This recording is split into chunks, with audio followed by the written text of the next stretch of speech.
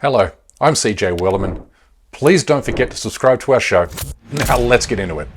You don't need me to tell you that Israel is a deeply unwell society, because that's exactly how a former Israeli president described his country, when he said Israeli Jews have forgotten how to be decent human beings.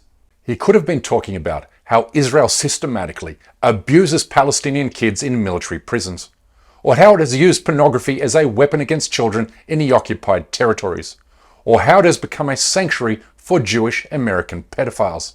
Well, the revelations found within the newly released Epstein court documents provides yet another striking example of how this sickness has permeated every level of Israeli society. Because we now have clear proof that the criminal Israeli occupation was deeply connected with Jeffrey Epstein's underage sex trafficking ring. These documents, along with other evidence, reveal how Israel manufactures consent for its war crimes through foreign influence operations, including legal political bribery and illegal political blackmail. I mean, we already knew Israel pays political leaders to support its criminality in the occupied Palestinian territories, with the Israel lobby set to spend a whopping $100 million electing pro-Israel candidates in the coming US presidential elections. But few know how Israel uses its secret intelligence agency, Mossad, to blackmail political leaders into making political decisions that benefit the Zionist regime. And even fewer know that Jeffrey Epstein, the pedophile and sex trafficker, was also a secret operative for Mossad.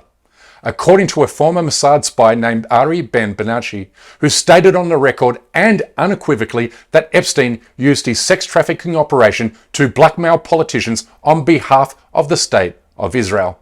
I suppose what the most alarming allegations that you've been making are that the entire Epstein operation was a honey trap operation to entrap politicians, policymakers, celebrities, people in the media eye, basically to become Israel's assets.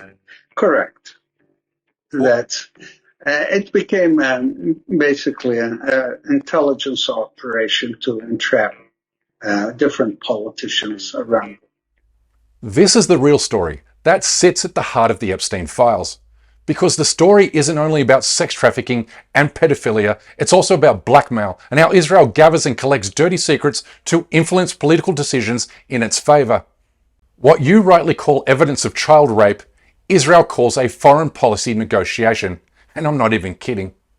Now here's Alan Dershowitz. A lot of people are wondering, who was the blackmail scheme? Who was involved in what was the blackmail scheme for? And many of us suspect for the state of Israel, quite frankly, that a lot of these people, Epstein, Dershowitz, Ghislaine Maxwell's father, all of them connected to the state of Israel and doing the dirty work for the state of Israel to ensure that American politicians stay in their pocket. You heard her mention the Jewish American lawyer, Alan Dershowitz. Well, he was named dozens of times in the Epstein documents. But even more telling, he was not only Epstein's attorney until 2008, but more recently, he was chosen by the State of Israel to defend it against allegations of genocide at the International Court of Justice. It's funny how Zionists often accuse Islam of condoning underage sex. But here we have the State of Israel and its #1 international lawyer deeply involved with an international underage sex syndicate, proving once again that every Israeli accusation is a confession of its own criminality.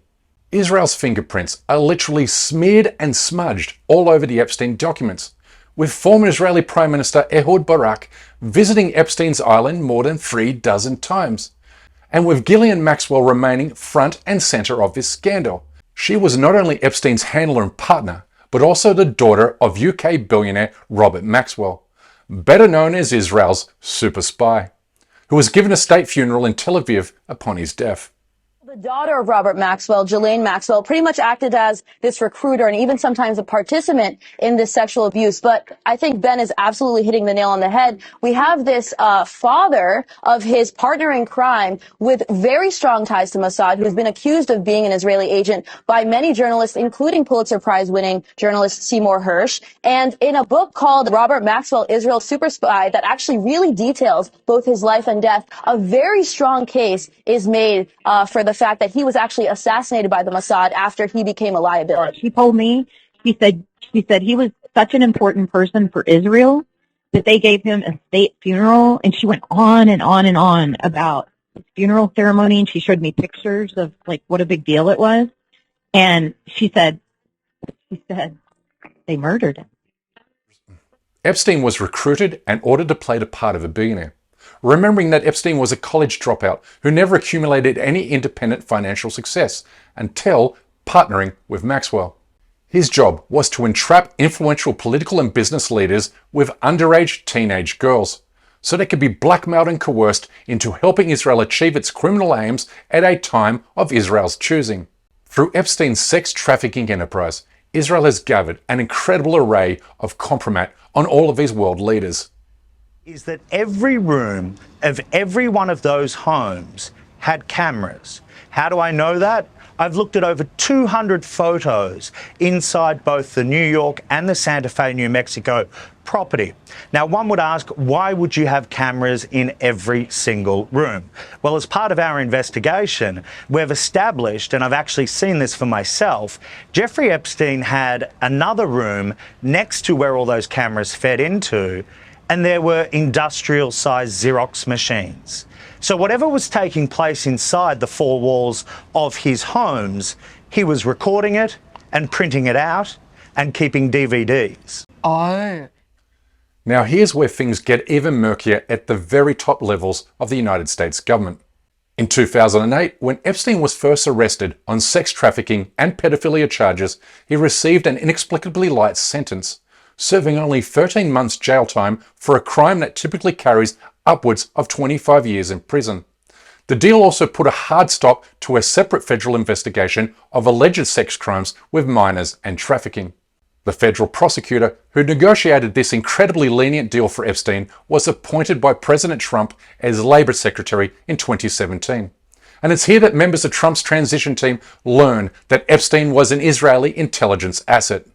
Is the Epstein case going to cause a problem for confirmation hearings? Acosta had been asked. Acosta had explained breezily, apparently, that back in the day, he'd had just one meeting on the Epstein case.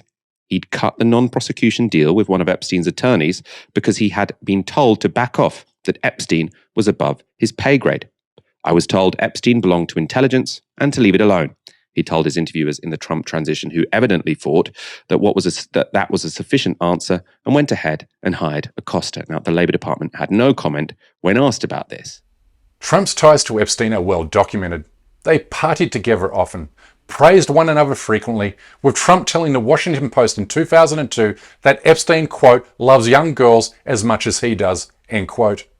In 2016, Epstein's brother said in an interview that Jeffrey Epstein had enough explosive and damaging information on Trump to end his run for the White House. Needless to say that if Epstein has this kind of compromat on Trump, then so does the Israeli government. One then has to wonder if Trump was blackmailed into green-lighting every item on the Israeli government's wish list, from recognizing occupied Jerusalem as the capital of Israel in defiance of international law, to killing any hope for an independent Palestinian state via the Zionist regime's deviously designed Abraham Accords. I mean, who sends their well wishes to an Israeli spy who's convicted of sex trafficking unless he fears what that sex trafficker might have to say about him? Maxwell is in prison, and so a lot of people want to know if she's going to turn in powerful people. I know you've talked in the past about Prince Andrew, and you've criticized Bill Clinton's behavior. I'm wondering, do you feel that she's going to turn in powerful men? How do you see that working out? I don't know. I haven't really been following it too much. I just wish her well, frankly. I've met her numerous times over the years, especially since I lived in Palm Beach, and I guess they lived in Palm Beach. But I wish her well. Whatever it is, I don't know. But these revelations are about much more than just Donald Trump. He's just one of a long line of American leaders who have been bought, bribed, and paid for by the Zionist regime to forever silence, crush, and vanquish the Palestinian people. And it's also important to understand that Israel has proven time and time again that there are no moral limits to its methods and means, and that it's willing to use sexual deviancy as a psychological weapon to control and dominate the Palestinians. Remembering that in 2002, the Israeli military adopted pornography as a weapon of choice, when it broadcasted porn clips on local television networks and distributed pornographic magazines and other materials through the city of Ramallah. Israel did this to attack the moral decency of the Palestinian people and to corrupt them on a spiritual and psychological level. a strategy inspired by a sociological study that found porn addiction undermines religious belief and feelings of closeness to God, while also decreasing frequency of prayer and decreasing frequency of religious service attendance. In other words, Israel tries to separate the Palestinian people from their Islamic faith as a means to make them subservient to the state of Israel. Dr. Michael Jones talks about this in his best-selling book, and he articulates it here. St. Augustine said a man has as many masters as he has vices. The picture of Samson and Delilah on the cover of my book is basically the story of a man who was enslaved by his passions and ended up being blind. That's the whole rationale behind the weaponization of pornography. Make you blind, and then you're easier to push around. This is the state of Israel, where rape, sexual violence, bribery, and blackmail are par for the course. Which is why we shouldn't be surprised to learn that it was willing to operate a pedophilia and sex trafficking organization headed by the likes of Jeffrey Epstein to curry favor from Western political leaders.